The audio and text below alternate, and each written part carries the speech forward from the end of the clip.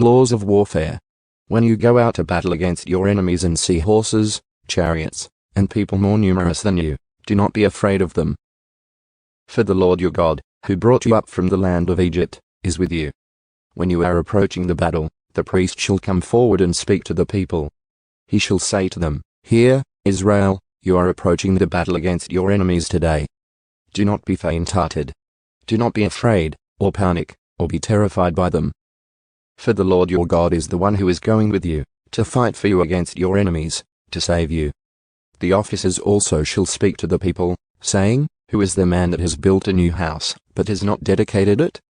Let him go and return to his house, otherwise he might die in the battle and another man would dedicate it. And who is the man that has planted a vineyard, but has not put it to use? Let him go and return to his house, otherwise he might die in the battle and another man would put it to use. And who is the man that is betrothed to a woman and has not married her? Let him go and return to his house, otherwise he might die in the battle and another man would marry her."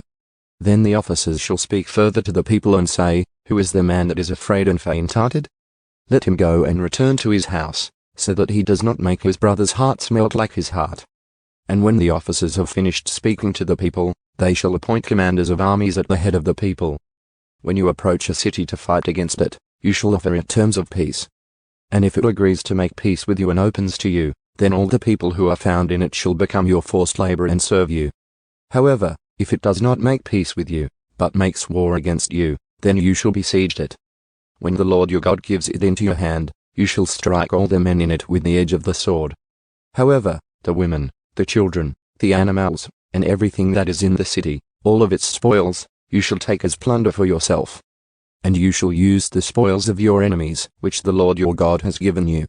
This is what you shall do to all the cities that are very far from you, which are not of the cities of these nations nearby. Only in the cities of these peoples that the Lord your God is giving you as an inheritance, you shall not leave anything that breathes alive.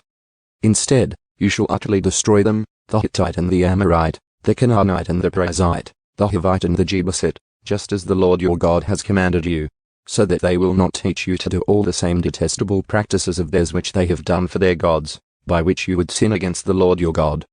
When you besiege a city for a long time, to make war against it in order to capture it, you shall not destroy its trees by swinging an axe against them.